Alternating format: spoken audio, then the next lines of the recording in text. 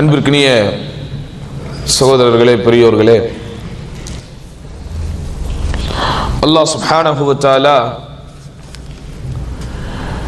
அவனுடைய அடியார்கள் மீது அவன் அருளி இருக்கக்கூடிய அருட்கொடைகளிலேயே ஆக சிறந்தது, ஆக மேலானது அவனை மட்டுமே வணங்குவதற்குண்டான பாக்கியத்தை அவன் வழங்கி இருப்பதுதான். அவர்களுடைய மார்க்கத்தின் விஷயங்கள் அனைத்திலும் அவர்களுக்கு வழிகாட்டி இருப்பதுதான். இந்த உலகத்திலே ஏற்படக்கூடிய எந்த சிக்கல்களாக இருந்தாலும், எந்த பிரச்சனைகளாக இருந்தாலும், அதிலிருந்து விடுபடுவதற்கு, அதிலிருந்து நாம் வெளியே வருவதற்கு அவனே நமக்கு காட்டி இருக்கக்கூடிய அந்த வழிகள் தான் மிகப்பெரிய அருட்கொடை. சிக்கல்களிலும் பிரச்சனைகளிலும் சிக்காத மனிதர்கள் யாருமே இல்லை. எல்லோருக்கும் பிரச்சனைகள் இருக்கிறது, எல்லோருக்கும் கஷ்டங்கள் இருக்கிறது, எல்லோருக்கும் கவலைகள் இருக்கிறது, எல்லோருக்கும் எதிர்காலத்தை பற்றிய பயம் இருக்கிறது, அல்லது அவர்கள் எதிர்கொண்டிருக்கக்கூடிய வாழ்க்கையின் போராட்டங்களை குறித்த பயம் இருக்கத்தான் செய்கிறது. ஆனால் அதிலிருந்து விடுபடுவதற்கும் வெளியே வருவதற்கும் மனிதர்கள் தேர்ந்தெடுக்கிற பாதைகள் தான் வித்தியாசமானது. எனக்கு வீட்டிலே நிம்மதி இல்லை, குடும்பத்திலே எனக்கு நிம்மதி இல்லை, மன உளைச்சல்கள் அதிகமாக இருக்கிறது, அதெல்லாம் நான் மது அருந்துவதற்காக போகிறேன் என்று இன்றைக்கு எத்தனையோ பேர் அதை நோக்கி போய்கொண்டிருக்கிறார்கள். எனக்கு வாழ்க்கையில் நிம்மதி இல்லை, வாழ்க்கையில் கலகலப்பு இல்லை, என்னுடைய வாழ்க்கை எப்போது பார்த்தாலும் பரபரப்பாகவே இயங்கிக் கொண்டிருக்கிறது, அதனால் என்னை நான் ஆசுவாசப்படுத்திக் கொள்ள, என்னை நான் அமைதிப்படுத்திக் கொள்ள இது போன்ற சூதாட்ட கிளப்புகளுக்கும் இன்ன பிற இடங்களுக்கும் செல்லுகிறேன் என்று லட்சக்கணக்கான மக்கள் இந்த உலகத்தில் போய்கொண்டுதான் இருக்கிறார்கள். ஆனால் யார் அந்த அல்லாஹுவை வணங்கி வழிபட்டு இந்த மார்க்கத்தினுடைய சிறப்புதனை உணர்ந்து இப்படித்தான் வாழ வேண்டும் என்கிற அந்த நேர்கோட்டில் பயணிக்கிறார்களோ, அவர்கள் தங்கள் பிரச்சனைகளில் இருந்தும் கவலைகளில் இருந்தும் மீளுவதற்கு சிந்திக்கக்கூடிய வழிதான் உண்மையாலுமே விசித்திரமானது, வித்தியாசமானது. உச்சந்தலை முதல் உள்ளங்கால் வரை ஏனைய மனிதர்களைப் போல்தான் இவர்களுக்கும் உடலும் உறுப்புகளும் அமைந்தாலும் அந்த உள்ளத்தினுள் அமைந்திருக்கக்கூடிய ஆசைகள் மட்டும், பாசங்கள் மட்டும், ஆசா பாசங்கள் மட்டும் ஏனைய மனிதர்கள் செல்லுகிற வழியிலே இல்லாமல் நேரான நேர்கோட்டில் பயணிக்கக்கூடிய பாக்கியம் இருக்கிறதே, அதுதான் உண்மையிலேயே பேரானந்தமான ஒரு வாழ்க்கை. அப்படிப்பட்ட அந்த ஆனந்தத்தினுடைய பெருமதி, வெகுமதி இந்த உலகத்திலே வாழ்கிற போது நாம் உணர்கிறோமோ இல்லையோ, நிச்சயம் மரணத்திற்கு பிறகு மறுமையில் உணரத்தான் போகிறோம். அதில் எந்த விதமான மாற்று கருத்தும் இல்லை. அதுவும் அந்த உணர்வு, அந்த உணர்தல் எப்படி இருக்கும் என்றால், ஆஹா, இப்படிப்பட்ட ஒரு வாழ்க்கையை நான் இந்த உலகத்திலே இழந்து விட்டேனே என்று இறை மறுப்பாளர்கள் கூட கவலைப்படுகிற அளவிற்கு அந்த உணர்வு இருக்கும். ருபமா யவதுல்லதீன கஃபரு லவ் கானு முஸ்லிமீன். இந்த இறை மறுப்பாளர்கள் கூட கட்டாயம் இன்றைக்கு நினைக்கத்தான் போவார்கள், ஆஹா, நாங்கள் முஸ்லிம்களாக இருந்திருக்க வேண்டுமே, நாங்களும் இந்த நேர்கோட்டிலே பயணித்திருக்க வேண்டுமே என்றவர்கள் எண்ணக்கூடிய நாள் வரத்தான் போகிறது. அந்த வகையில் என் அன்பார்ந்த சகோதரர்களே, ஓர் அங்குலம் கூட நாங்கள் பின்வாங்க மாட்டோம் என்று எதிரிகள் ஆட்சியிலே அமர்ந்து கொண்டிருப்பவர்கள் எக்காலம் விடுவதும், அவர்கள் தங்களுடைய ஆத்திரத்தை கொட்டி தீர்ப்பதும் உண்மையிலேயே முஸ்லிம்களாகிய நமக்கு கவலையை தரக்கூடிய ஒன்றுதான். இந்த கவலையில் இருந்து விடுபடுவதற்கென்று மார்க்கம் நமக்கு எத்தனையோ வழிமுறைகளை காட்டித்தரத்தான் செய்திருக்கிறது. அதிலே ஒன்றுதான் இன்றைக்கு நாம் பார்க்க போவது. ஹஸ்பி அல்லாஹு வ நிஅமல் வக்கீல். ஹஸ்பி அல்லாஹு வ நிஅமல் வக்கீல். எனக்கு அல்லாஹுவே போதுமானவன், பொறுப்பேற்றுக் கொள்வதில் அவனே சிறந்தவன் என்று ஒரு திக்ரை இஸ்லாமிய மார்க்கம் நமக்கு சொல்லிக் கொடுத்திருக்கிறது. மகா சக்தியுள்ள ஒரு வார்த்தை இது. இந்த திக்ரை சொல்லுகிற போது, இப்படிப்பட்ட ஒரு வார்த்தையை கொண்டு நம்முடைய நாவை நாம் நினைக்கிற போது, வெந்த புண்ணிலே வேலை பாய்ச்சி விடலாம், எரிகிற நெருப்பில் எண்ணெயை கொட்டி விடலாம் என்று நினைப்பவர்களுக்கெல்லாம் எதிராய் இந்த வார்த்தை களம் காணும் என்பதில் எல்லளவும் எந்த விதமான சந்தேகமும் இல்லை. இஸ்லாமிய மரபில் இந்த ஹஸ்பி அல்லாஹு வ நிஅமல் வக்கீல் என்கிற வார்த்தைக்கு உலமாக்கள் ஹஸ்பலா என்று பெயர் சூட்டுகிறார்கள்.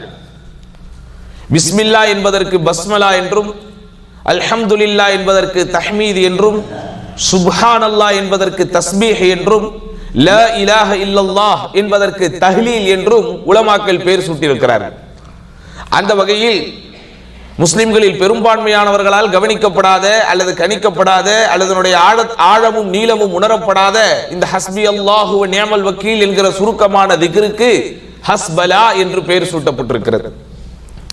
இதனுடைய அர்த்தம் என்ன? ஹஸ்பி அல்லாஹு வ நிஅமல் வக்கீல் என்கிற ஒரு வார்த்தையை திக்ராக ஒரு முஸ்லிம் முடிகிற போது என்ன அர்த்தத்தில் அவன் முடிகிறான்? அல்லாஹு காஃபீனா, அல்லாஹுவே எங்களுக்கு போதுமானவன். யருத்து அன்னா அஅதாஅனா, எங்களுடைய எதிரிகளை எங்களை விட்டு அவனே விரட்டக்கூடியவன். வயன்சுருனா, அவனே எங்களுக்கு உதவி செய்பவன். வ நிஅமல் கஃபீலு அல்லாஹு தஆலா, பொறுப்பேற்றுக் கொள்வதில் சிறந்தவனாக அந்த உயர்ந்தோனாகிய அல்லாஹுவே இருக்கிறான் என்கிற மிக விசாலமான அர்த்த செறிவுள்ள ஒரு கருத்துக்களை தாங்கிய பெட்டகத்தை தான் நாம் ஹஸ்பி அல்லாஹு வ நிஅமல் வக்கீல் என்று சொல்லுகிறோம். இந்த வார்த்தையை சொல்லுகிற போது அல்லாஹ்விடத்தில் என்னுடைய பிரச்சனைகள் அனைத்தையும் நான் உளப்பூர்வமாக ஒப்படைத்து விடுகிறேன். எனக்கு கண்ணுக்கு தெரிந்த கண்ணுக்கு தெரியாத எத்தனையோ எதிரிகள் எவ்வளவோ விதமான சதிகளை சூழ்ச்சிகளை அன்றாடம் அவர்கள் செய்து கொண்டிருந்தாலும் என்னுடைய இருப்பையை இறப்பாக்கி விடலாம் என்கிற மனப்பால் அவர்கள் குடித்துக் கொண்டிருந்தாலும் என்னை பாதுகாப்பதற்கு சர்வ சக்தி மிக்க ஓர் இறைவனாகிய அந்த அல்லாஹுவிடத்தில் என்னுடைய உள்ள குமுறல்களை நான் அப்படியே ஒப்புவிப்பதற்கு பேர் தான் ஹஸ்பி அல்லாஹு வ நிஅமல் வக்கீல். அல்லாஹுவே எனக்கு போதுமானவன், அவனே என்னை பொறுப்பேற்றுக் கொள்வதில் சிறந்தவன்.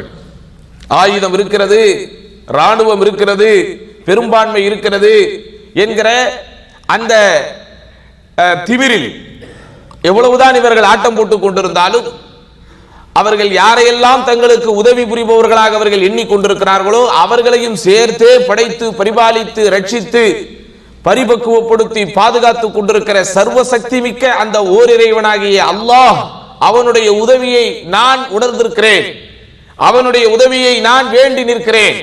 என்னுடைய கஷ்டங்களுக்கு, என்னுடைய கவலைகளுக்கு, என்னுடைய துன்பங்களுக்கு, என்னுடைய துயரங்களுக்கு, என்னுடைய அச்சங்களுக்கு, என்னுடைய பதட்டங்களுக்கு, எனக்கு முன்னால் நிகழ்ந்து கொண்டிருக்கக்கூடிய எத்தனையோ விதமான கலவரங்களுக்கு அத்தனைக்கும் சாட்சியாக என் அல்லாஹுவை நான் ஆக்குகிறேன்.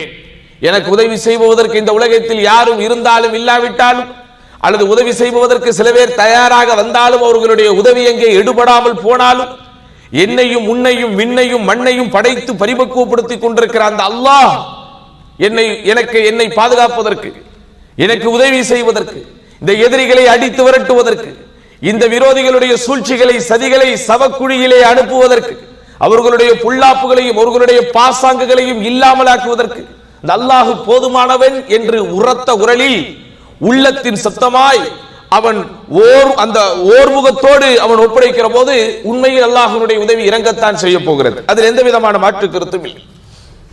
இஸ்லாமிய அறிஞர்கள் ஹஸ்பி அல்லாஹு வ நிஅமல் வக்கீல் என்கிற வார்த்தை 5 இடங்களில் சொல்வது விரும்பத்தக்கது, 5 இடங்களில் சொல்வது மார்க்கத்தினுடைய வழிகாட்டுதல்களில் நின்றும் உள்ளது என்று நமக்கு வரையறைத்து தந்திருக்கிறார்கள். அதில் மிக முக்கியமான முதலாவது இடம் துகாலு இன்த ஷதாயித், கஷ்டங்களும் கவலைகளும் கடுமைகளும் சூழ்ந்து கொண்டிருக்கும் போது இந்த ஹஸ்பி அல்லாஹு வ நிஅமல் வக்கீல் என்கிற இந்த வார்த்தை தான் மிகப்பெரிய அருமருந்து.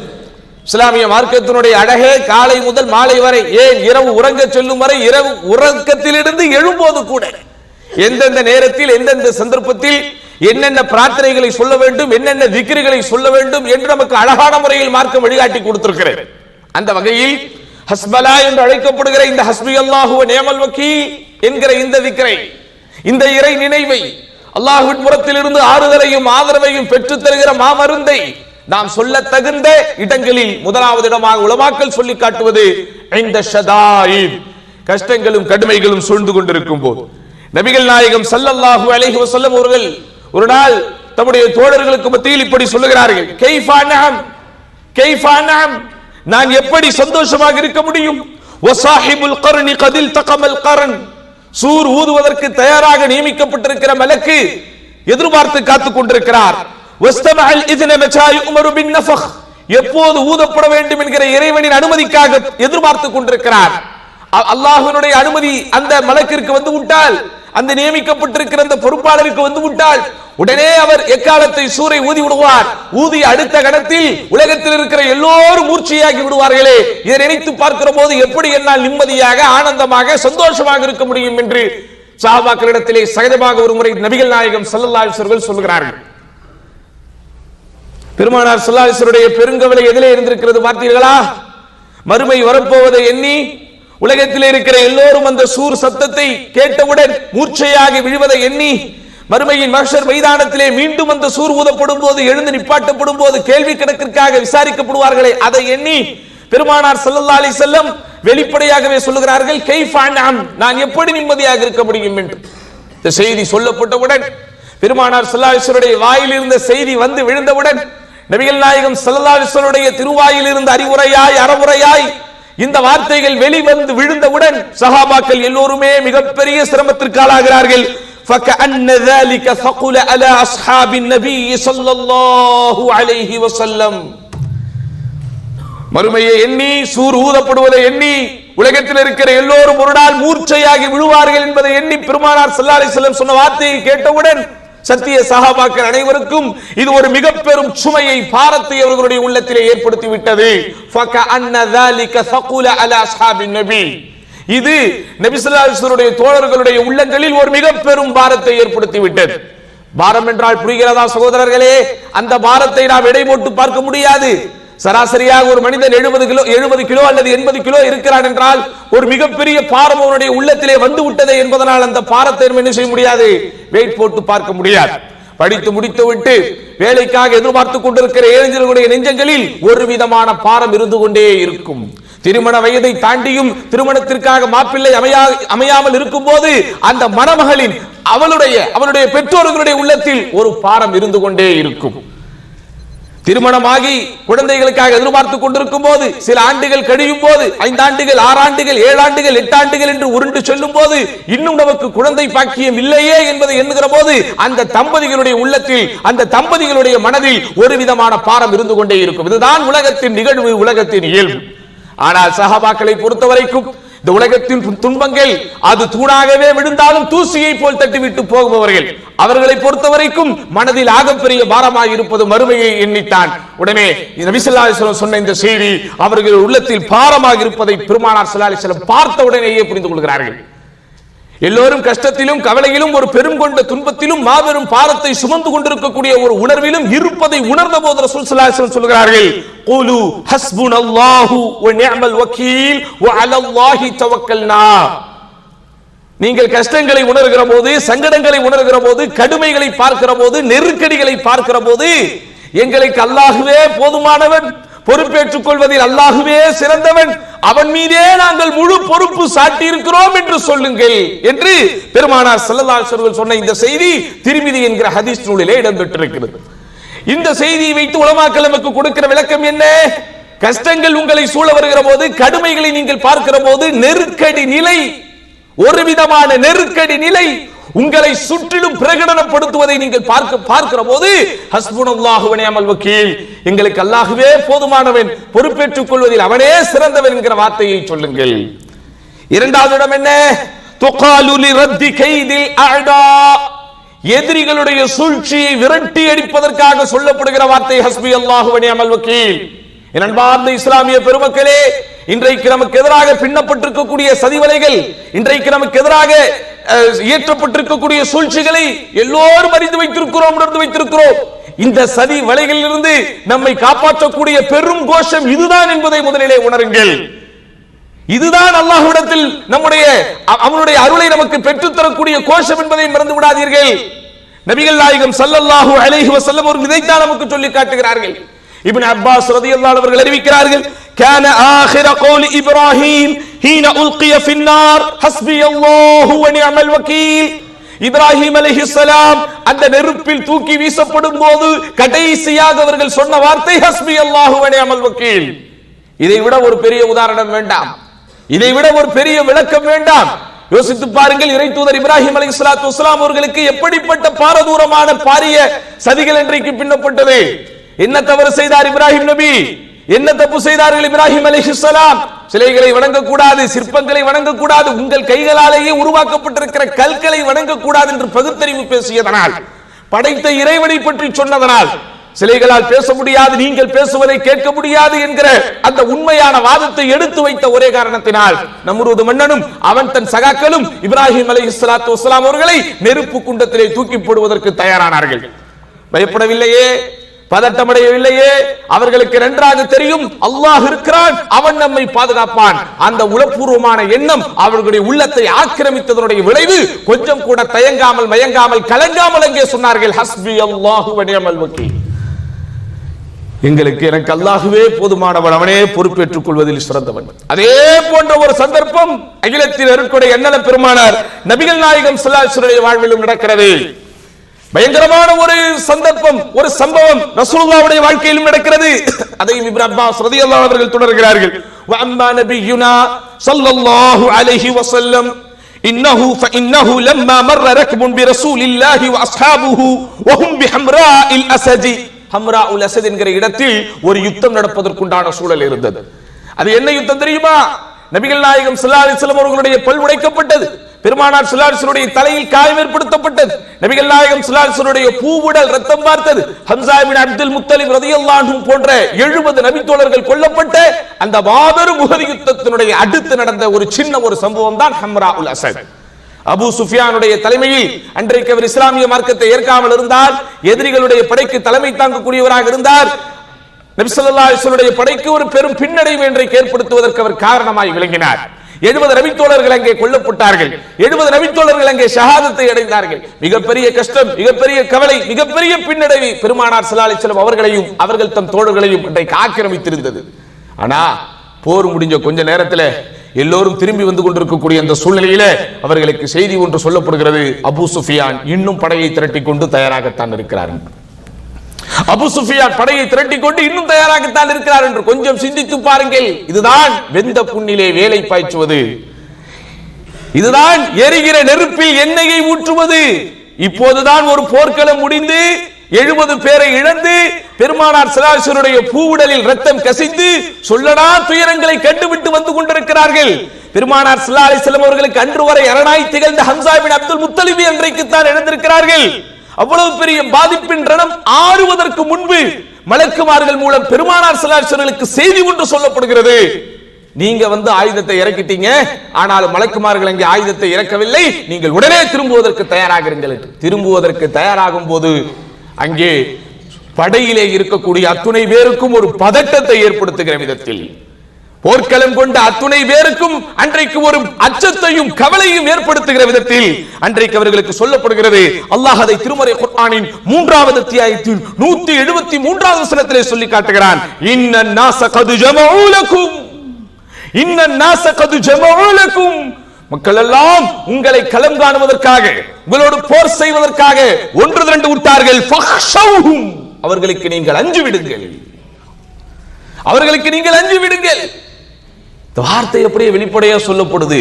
காரணம், நபி ஸல்லல்லாஹு அலைஹி வஸல்லம் பயிற்சி பாசறையில் பாடம் பெற்று வளர்ந்த அந்த தளபதிகள் அச்சத்தை தங்களுடைய கண்ணிலே காணாதவர்கள், அச்சமே இவர்களை கண்டு அச்சப்படக்கூடிய அளவிற்கு வீரத்தின் விளைநிலமாய் திகழ்ந்தவர்கள். அப்படிப்பட்டவர்களுடைய வீரத்தை விலை பேசுகிற விதத்தில், அப்படிப்பட்டவர்களுடைய துணிச்சலை, அப்படிப்பட்டவர்களுடைய அந்த தன்மானத்தை, அப்படிப்பட்டவர்களுடைய தைரியத்தை நீர்த்து போக செய்ய வேண்டும் என்கிற விதத்தில் அன்றைக்கு சொல்லப்படுகிறது. ஃபக்ஷௌஹும், அவர்களுக்கு நீங்கள் பயந்து விடுங்கள், பயந்துருங்க உங்களுக்கு என்று சொல்லப்படுகிறது. ஆனா என்ன நடந்தது? பயந்து விடுங்கள் என்று மக்கள் அவர்களுக்கு சொன்னார்களே, அவர்கள் பயந்து போய் விட்டார்களா? கோழைகளானார்களா? புறமுது காட்டி திரும்பி போனார்களா? போர்க்களம் காணாமல் அவர்கள் எல்லாம் இல்லம் திரும்பினார்களா? இல்லை. இப்படி அவர்கள் சொன்ன நேரத்திலே என்ன நடந்தது தெரியுமா? அல்லாஹ் அடுத்த வசனத்திலே சொல்லி காட்டுகிறான். அது அவர்களுக்கு இறை நம்பிக்கையை தான் அதிகப்படுத்தியது. மக்களுக்கு பயப்படுங்கள், ஆயுதம் தாங்கி நிற்கிறார்கள், பெரும்பான்மையாக நிற்கிறார்கள், பெருங்கொண்ட படையை வைத்திருக்கிறார்கள், இப்போதுதான் உங்களுக்கு அவர்கள் பாதிப்பை ஏற்படுத்தியிருக்கிறார்கள், அதனால் அவர்கள் விஷயத்தில் கொஞ்சம் பார்த்து பக்குவமாய் பணிந்து பயத்தோடு நடந்து கொண்டுகள் என்று சொல்லப்பட்ட போது இந்த வார்த்தை அவர்களிடத்தில் வீரியத்தை தான் ஏற்படுத்தியது. அவர்களுக்கு அது ஈமான் என்கிற இறை நம்பிக்கை அதிகப்படுத்தியது. அதற்கு காரணம் என்ன என்பதை அடுத்த வசனத்தில் அல்ல சகோதரர்களே, அடுத்த வாசகத்தில் அல்லாஹ் சொல்கிறான். வகாலு ஹஸ்புனல்லாஹு வ நிஅமல் வக்கீல். அப்போது அவர்கள் சொன்ன வார்த்தை ஹஸ்புனல்லாஹு வ நிஅமல் வக்கீல், எங்களுக்கு அல்லாஹ் போதுமானவன், பொறுப்பேற்றுக் கொள்வதில் அவனே சிறந்தவன் என்று அவர்கள் சொன்னதனால் அல்லாஹ் சுப்ஹானஹு வ தஆலா ஃபன்கலபு பிநிஅமத்தின் மினல்லாஹி வ ஃபத்லின், அவர்கள் அல்லாஹ்வின் அருட்கொடையையும் அல்லாஹ்வினுடைய அந்த சிறப்பையும் அல்லாஹ்வின் புறத்திலிருந்து கிடைக்கப்பட்ட கிருபையையும் அவர்கள் பெற்றுக்கொண்டு திரும்பினார்கள். லம் யம்சஸுஹும் சூஉன், எந்த தீங்கும் அவர்களை தீண்டிருக்கவில்லை. வத்தபஉ ரித்வானல்லாஹ், அல்லாஹ்வின் திருப்தியை அவர்கள் பின்பற்றினார்கள். வல்லாஹு து ஃபத்லின் அதீம், அல்லாஹ் மிகப்பெரிய அருட்கொடைக்கு சொந்தக்காரன் என்று அல்லாஹ் அந்த வசனத்தின் அடுத்த பகுதியில் சொல்லி காட்டுகிறான். இந்த வசனத்தை வைத்து, இந்த சம்பவத்தை வைத்து உலமாக்கள் நமக்கு காட்டுகிற வழி என்ன? எதிரிகளுடைய சூழ்ச்சிகளை விரட்டுவதற்கு சொல்லப்பட வேண்டிய மிக அற்புதமான வார்த்தை ஹஸ்பி அல்லாஹு வ நிஅமல் வக்கீல். அடுத்து மூன்றாவது விஷயம் என்ன? மூன்றாவது விஷயம் என்ன? அநியாயம் நம் மீது நிகழப்பட்டு விடும், அத்துமீறல் நம் மீது நிகழப்பட்டு விடும், ஒரு பாதிப்பும் ஒரு பயங்கரமும் நமக்கு ஏற்பட்டு விட கூடும் என்கிற அச்சத்தில் இருக்கிற போது நாம் அதிகம் சொல்ல வேண்டிய வார்த்தை ஹஸ்பி அல்லாஹு வ நிஅமல் வக்கீல். நன்றாக புரிந்து கொள்ளுங்கள் சகோதரர்களே, எல்லோருக்கும் ஒரு சில சூழல்கள் இருக்கும். இப்போது நடந்து கொண்டிருக்கக்கூடிய இந்த சூழல்களை நான் எப்படி உணர்கிறேன் என்றால், இந்த பாதிப்பை நான் இன்னும் கொஞ்ச நாளில் அடைந்து விடுவேன், இந்த பாதிப்பை இன்னும் கொஞ்ச நாள் என் மீது விழுந்து விடும், இந்த பதட்டம் இன்னும் கொஞ்ச நாளில் என்னை தொற்றுவிடும் என்கிற அந்த அச்சகால சூழ்நிலையில் சொல்லப்பட வேண்டிய ஒரு வார்த்தை ஹஸ்பி அல்லாஹு வ நிஅமல் வக்கீல். இதற்கு ஒரு உதாரணத்தை பாருங்கள். உம்முல் முஃமினீன் ஆயிஷா ரலியல்லாஹு அன்ஹா அவர்கள் அறிவிக்கிறார்கள், ஒரு நாள் ஆயிஷா ரலியல்லாஹு அன்ஹா அவர்களுக்கும் ஸைனப் பின்த் ஜஹ்ஷ் ரலியல்லாஹு அன்ஹா அவர்களுக்கு இடையிலும் ஒரு சுவாரஸ்யமான சம்பாஷணை ஒன்று நடந்தது. அன்னை ஸைனப் ரலியல்லாஹு அன்ஹா அவர்கள் சொல்கிறார்கள், அதாவது இருவரும் தத்தமது சிறப்புகளை அன்றைக்கு அடுக்கி பேசிக் கொண்டிருந்தார்கள். தற்பெருமை என்கிற அர்த்தத்தில் அல்ல, தற்பெருமை என்கிற ஒரு கருத்தில் அல்ல. அந்த நேரத்தில் அவர்கள் யதார்த்தமாக பேசிக் கொண்டிருக்கும் போது அவரவர்களுக்கு இறைவன் புரிந்த அருட்கொடைகளை ஒவ்வொன்றாக அடுக்கிக் கொண்டிருந்த வேலை இந்த வேலை. அப்போது ஸைனப் ரலியல்லாஹு அன்ஹா அற்புதமான ஒரு கருத்தை ஒன்றை பதிவு செய்கிறார்கள். ஸவ்வஜனி அல்லாஹ் வ ஸவ்வஜகுன்ன அஹாலிகுன்ன, சுற்றி இருந்த நபியின் ஏனைய மனைவிமார்களை வைத்துக் கொண்டு ஸைனப் ரலியல்லாஹு அன்ஹா அவர்கள் சொல்கிறார்கள், உங்களுக்கெல்லாம் உங்களுடைய குடும்பத்தவர்கள் தான் நபி ஸல்லல்லாஹு அலைஹி வஸல்லம் அவர்களை பார்த்து திருமணம் செய்து வைத்தார்கள், ஆனால் என்னை நபி ஸல்லல்லாஹு அலைஹி வஸல்லம் அவர்களுக்கு அல்லாஹ்வே திருமணம் செய்து வைத்தான்.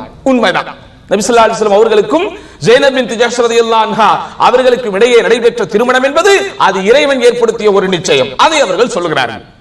இந்த நேரத்தில் அதுக்கு ஒரு கவுண்டர் கொடுக்கிற விதத்தில் ஆயிஷா ரலியல்லாஹு அன்ஹா அவர்கள் தமக்கு விழுந்த, தமக்கு நிகழ்ந்த, தம்முடைய வாழ்வில் இறைவன் ஏற்படுத்தி காட்டிய அதி அற்புதமான ஒன்றை அங்கே நினைவுபடுத்துகிறார்கள். நஸலத் பராஅத்தி மினஸ் ஸமாஇ ஃபில் குர்ஆன், அல்லாஹ் எப்படி நபி ஸல்லல்லாஹு அலைஹி வஸல்லம் உங்களுக்கு திருமணம் செய்து வைத்ததை, அதாவது ஒரு வஹீயின் அடிப்படையில் நடந்ததுங்கிறத நீங்கள் சொல்லுகிறீர்களோ சொன்னீர்களோ, அதே போன்று நான் கற்பிலே சிறந்தவள் என்பதை, நான் நிரபராதிதான் என்பதை அல்லாஹ் எனக்கு வானத்திலிருந்து இறக்கி வைத்தான். திருமறை குர்ஆன்ல தெரியுமில்ல?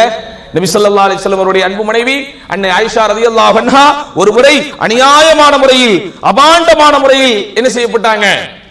இட்டு கட்டப்பட்டார் என்பது நமக்கு தெரியும். அந்த நேரத்தில் ஆயிஷா ரலியல்லாஹு அன்ஹா அடைந்த மனக்குமுறல், அவர்கள் அடைந்த மன உளைச்சல் இருக்கிறதே, அல்லாஹு அக்பர், வார்த்தைகளால் வர்ணித்து விடவே முடியாது. மிகப்பெரிய மனபாரத்தை ஆயிஷா ரலியல்லாஹு அன்ஹா அவர்கள் சுமந்து கொண்டிருந்த தருணம் அந்த தருணம்.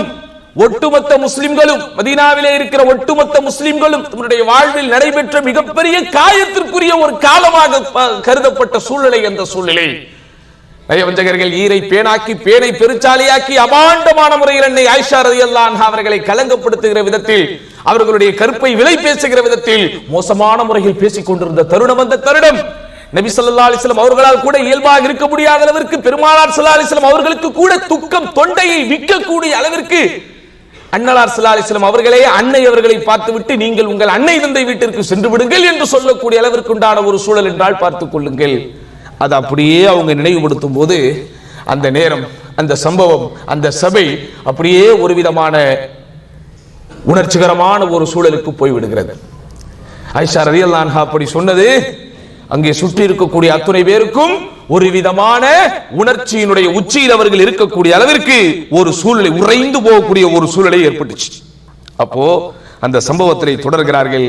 அந்த நேரத்திலே ஸைனப் ரலியல்லாஹு அன்ஹா கேட்கிறார்கள், நீங்க அந்த சந்தர்ப்பத்தில் அந்த நபி தோழரோடு நீங்கள் அந்த குதிரை, அதாவது அவங்க கொண்டு வந்த குதிரையில நீங்க ஏறக்கூடிய நேரத்தில் அந்த நீங்க சங்கடத்தை உணர்ந்தீர்களே, மிகப்பெரிய அச்சத்தை நீங்கள் உணர்ந்தீர்களே, அந்த நேரத்தில் நீங்கள் என்ன சொன்னீர்கள்? உங்களை ஆசுவாசப்படுத்திக் கொள்வதற்கு, உங்களை அமைதிப்படுத்திக் கொள்வதற்கு, உங்களுக்கு நீங்களே ஆதரவும் ஆறுதலும் தேடிக்கொள்வதற்கு என்ன சொன்னீர்கள் என்று கேட்டபோது ஆயிஷா ரலியல்லாஹு அன்ஹா அங்கே சொன்ன வார்த்தை ஹஸ்பி அல்லாஹ், ஹஸ்பி அல்லாஹு வ நிஅமல் வக்கீல் என்கிற வார்த்தையை நான் சொன்னேன் அப்படிங்கிறாங்க. அல்லாஹ்வே எனக்கு போதுமானவன், பொறுப்பேற்றுக் கொள்வதில் அவனே சிறந்தவன். இந்த ஒரு வார்த்தை சகோதரர்களே எப்படிப்பட்ட ஒரு வீரியத்தை அவர்களுக்கு தந்தது. அல்லாஹ்வுடைய வேதவசனம் சூரா நூரில் இறக்கப்படும் வரை பொறுமை காக்கக்கூடிய சகிப்புத்தன்மையின் உச்சத்திலே இருக்கக்கூடிய அளவிற்கு ஒரு மிகப்பெரிய மனதைரியத்தை அவர்களுக்கு தந்தது. நிச்சயமாக அல்லாஹ் என்னை கைவிட மாட்டான் என்று அவர்கள் வைத்திருந்த ஈமானின் உறுதியை, ஈமானின் இருப்பிடத்தை, ஈமானின் உறைவிடத்தை அவர்களுக்கு உருவாக்கி கொடுத்த ஒரு வார்த்தை இந்த ஹஸ்பி அல்லாஹு வ நிஅமல் வக்கீல் என்று சொன்னால் அது மிகையாகாத சகோதரர்களே. ஆக இந்த சம்பவத்தின் மூலம் உலமாக்கள் நமக்கு சொல்ல வருவது, அச்சத்திலும் பயத்திலும் பதட்டத்திலும் கலவரத்திலும் அல்லது ஒரு கடுமையான சூழல் மீது விழுந்து விடுமோ என்கிற ஒரு அச்சத்தில் பயத்தில் நாம் இருக்கும் போது இந்த ஹஸ்பி அல்லாஹு வ நிஅமல் வக்கீல் என்கிற வார்த்தையை நாம் அடிக்கடி அதிகமாக நாம் சொல்ல வேண்டும். அடுத்து மிக மிக முக்கியமானது, அநியாயம் நிகழப்பட்டு விட்டால், அத்துமீறல் நிகழப்பட்டு விட்டால் அப்போதும் நாம் சொல்ல வேண்டிய வார்த்தை ஹஸ்பி அல்லாஹு வ நிஅமல் வக்கீல். அதற்கும் நபிகள் நாயகம் ஸல்லல்லாஹு அலைஹி வஸல்லம் சம்பவத்தை சொல்லிக் கொடுக்கிறார்கள். தொட்டில் பிராயத்தில் 3 பேருக்கு அல்லாஹ் சுப்ஹானஹு வ தஆலா பேசுகிற பாக்கியத்தை கொடுத்தான். ஒருவர் ஈசா அலைஹிஸ்ஸலாம், இன்னொருவர் நமக்கு தெரியும் அஸ்ஹாபுல் உஹ்தூத் நெருப்பு குண்ட வாசிகள் சம்பந்தப்பட்ட அந்த சம்பவத்திலே ஒரு தாயினுடைய ஒரு கை குழந்தை, அதே போன்று இன்னொரு குழந்தையினுடைய சம்பவத்தை ரசூல் ஸல்லல்லாஹு அலைஹி வஸல்லம் சொல்கிறார்கள். ஒரு தாய் தன்னுடைய குழந்தையை கையிலே வைத்துக் கொண்டிருந்தார், பால் கொடுத்துக் கொண்டிருந்தார். அப்போது அவர்களுக்கு அந்த பக்கமாக ஒரு குதிரை வீரன், மிகப்பெரிய ஒரு வீரன் பகட்டோடு சென்று கொண்டிருக்கிறான். அவனை பார்த்தவுடன் இந்த தாய் அவளை மீறி ஒரு வார்த்தை சொல்கிறார், யா அல்லாஹ், இந்த வீரனை போல், இந்த அழகானவனை போல் என்னுடைய வாரிசை நீ ஆக்கிவிடு. உடனே பால் குடித்துக் கொண்டிருந்த குழந்தை வாயை எடுத்து விட்டு சொல்லுகிறது, யா அல்லாஹ், இவனை போன்று என்னை ஆக்கி விடாதே அப்படி, ஏன்னா அவன் தீயவன் அப்படி. கொஞ்ச நேரத்தில் இன்னொரு சம்பவம் நடக்கிறது. ஒரு பெண்மணியை ஒரு கூட்டம் அடி என அடித்து உதைத்து, நீ திருடி விட்டாய், நீ விபச்சாரம் செய்து விட்டாய் என்ற குற்றத்தை சுமத்தி கொடுமைப்படுத்திக் கொண்டிருக்கிறார்கள். அந்த பெண் கதறி கதறி அழுது கொண்டிருக்கிறாள். அந்த பெண்ணை பார்த்தவுடன் இந்த அம்மா திரும்ப சொல்லுது, யா அல்லாஹ், இவளை போன்று என்னுடைய மகனை ஆக்கி விடாதே. திரும்பவும் பால் குடித்துக் கொண்டிருந்த குழந்தை அதாவது பால் குடிப்பதை நிப்பாட்டி விட்டு சொல்லுகிறது, யா அல்லாஹ், இவளை போலவே என்னை ஆக்கு அப்படின்னு. அவள் உண்மையாலுமே நல்ல பெண், ஆனால் அந்த சமுதாயம் மீது அபாண்டத்தை சுமத்தி அவளுக்கு கொடுமை புரிந்து கொண்டிருந்தார்கள். இங்கே நாம் கவனிக்க வேண்டிய ஒரு சம்பவம், கவனிக்க வேண்டிய ஒரு படிப்பினை, அவள் அடிக்கப்பட்டு கொண்டு துவைக்கப்பட்டு கொண்டு அந்த சமுதாயத்தால் அபாண்டத்திற்கு ஆளாக்கப்பட்டு கொடுமைப்படுத்தப்பட்டு கொண்டிருக்கும் போது அவள் இறைவனோடு உரையாடி கொண்டிருந்த வார்த்தை ஹஸ்பி அல்லாஹு வ நிஅமல் வக்கீல். ஆக நர்மையான சகோதரர்களே, ஹஸ்பி அல்லாஹு வ நிஅமல் வக்கீல் என்கிற இந்த வார்த்தையை சாதாரணமாக நினைத்து விடாதீர்கள். அது உண்மையிலேயே இந்த உலகத்தில் நம்மை பாதுகாப்பதற்கு உண்டான ஒரு அற்புதமான வார்த்தை, இறைவனுடைய அருளை பெற்றுத் தரக்கூடிய ஒரு வார்த்தை. இறுதியாக திருமறை குர்ஆன் சூரா தௌபா என்கிற அத்தியாயத்தின் 129வது வசனத்தில் அல்லாஹ் சொல்லுகிற வசனத்தையும் இந்த நேரத்தில் நாம் சிந்திக்க கடமைப்பட்டிருக்கிறோம். அல்லாஹ் சொல்கிறான், நபி ஸல்லல்லாஹு அலைஹி அவர்களை பார்த்து சொல்கிறான், ஃபைன் தவல்லௌ, அவர்கள் உம்மை புறக்கணித்தால், அவர்கள் உம்மை புறக்கணித்தால், ஃபகுல் ஹஸ்பி அல்லாஹ் லா இலாஹ இல்லாஹு அலைஹி தவக்கல்து வஹுவ ரப்புல் அர்ஷில் அதீம். நபியே, அவர்கள் உம்மை புறக்கணித்தால் நீங்கள் சொல்லிவிடுங்கள், எனக்கு அல்லாஹ்வே போதுமானவன், அந்த அல்லாஹ்வை தவிர வேறு கடவுள் இல்லை, அவன் மீதே நான் தவக்கல் வைக்கிறேன், அவனே மாட்சிமைக்குரிய அர்ஷின், மாட்சிமைக்குரிய அந்த சிம்மாசனத்தின் அர்ஷின் சொந்தக்காரன் என்று நீங்கள் சொல்லிவிடுங்கள். அப்போ உலகத்தின் மக்கள் நம்மை வெறுத்தாலும், நம்மை புறக்கணித்து விட்டு போனாலும், உங்களுக்கு உதவி செய்ய மாட்டேன் என்கிற ஒரு முடிவுக்கு வந்தாலும், நமக்கு உதவி செய்வதற்கு அல்லாஹ் தயாராகவே இருக்கிறான். அவனுடைய உதவி மட்டும்தான் நிரந்தரமானது, நிலையானது என்கிற அந்த உளப்பூர்வமான எண்ணம் நம்முடைய உள்ளத்தை ஆக்கிரமிக்க வேண்டும் என்பதனால் அல்லாஹ் சுப்ஹானஹு வ தஆலா நபி ஸல்லல்லாஹு அலைஹி வஸல்லம் அவர்களுக்கே சொன்ன ஒரு அறிவுரை, நபியே, அவர்கள் உம்மை புறக்கணித்தால், நீங்கள் சொல்வதை அவர்கள் ஏற்க மறுத்தால், நீங்க ஹஸ்பி அல்லாஹ் என்று சொல்லிவிடுங்கள் என்று அல்லாஹ் சுப்ஹானஹு வ தஆலா சொல்கிறார். அதனால் ஹஸ்பி அல்லாஹு வ நிஅமல் வக்கீல் என்கிற இந்த திக்ரை நாம் அதிகம் மொழிவோம். அந்த திக்ரினுடைய அர்த்தத்தை உள்ளார்ந்த முறையில் நாம் அறிவோம், உணர்வோம். இந்த திக்ரை நாம் அதிகம் சொல்லி எதிரிகளுக்கு எதிரான ஆயுதமாகவே இதை நாம் ஏந்துவோம் என்று சொல்லி நிறைவு செய்கிறேன்.